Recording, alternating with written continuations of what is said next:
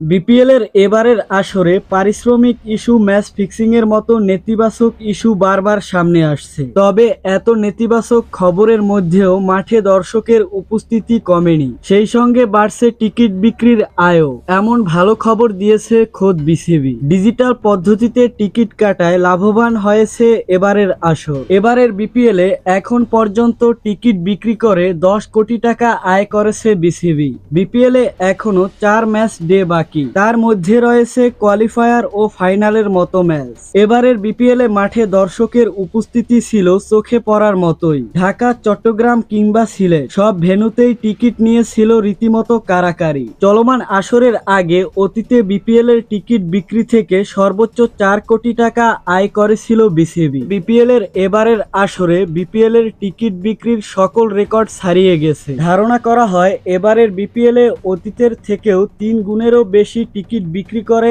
আয় করবে বিসিবি।